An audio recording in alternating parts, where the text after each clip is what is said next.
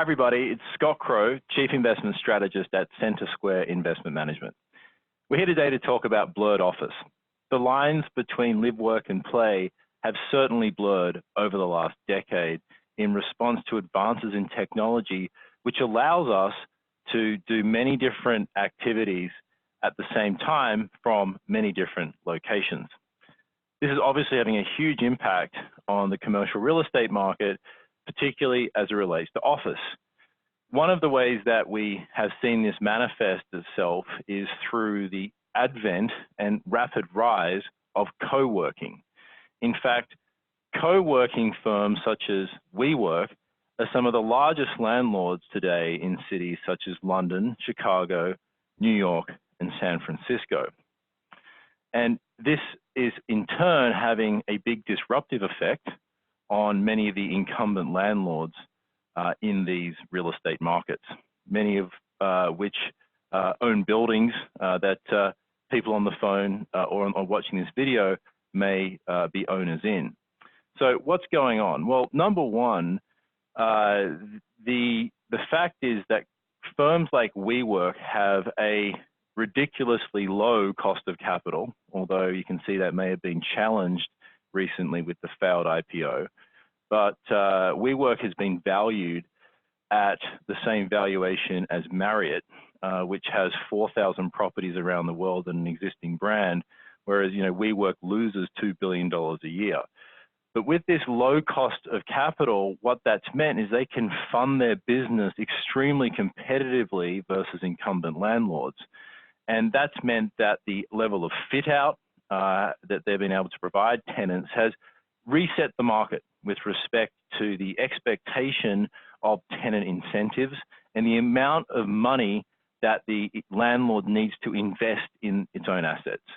And this is obviously a drag on returns. So what you've seen is in markets, particularly like New York City, where co-working is now the biggest single category of tenant demand and has made up about 80% of net absorption for the last 2 years, is that in markets where co-working has grown significantly, tenant incentives as a percentage of face rent have really grown exponentially, and that's put a lot of pressure on existing landlords.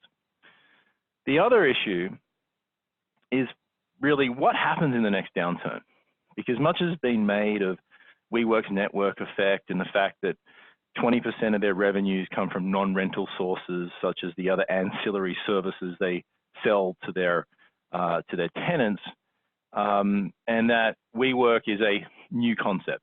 But the reality is, in our opinion, at its heart, it's not that new a concept.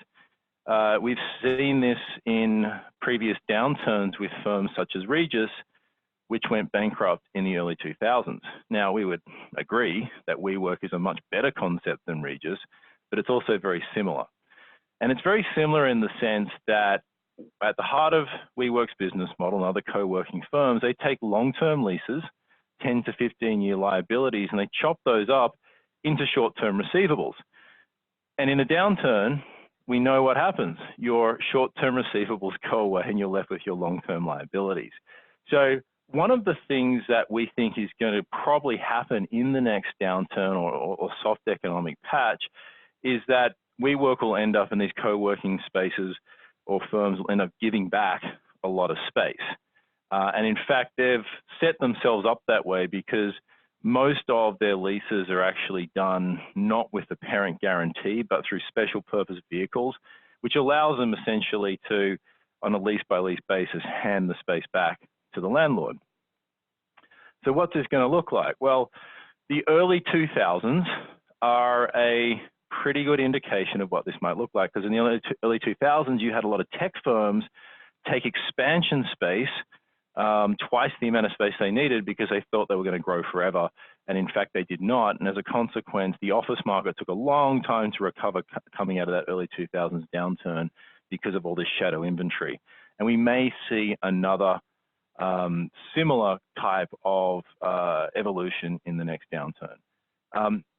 And you can see some of this today. If you look at the publicly traded REIT market, it's trading at a significant discount to underlying private real estate values. And one of the reasons we believe this is true is that the REIT market is discounting in a lot of these risks. So there's a lot of good news in the office market. The office market has been helped by things such as co-working, but it's definitely having a disruptive effect today on existing landlords and may present some near-term risk if we go into an economic recession.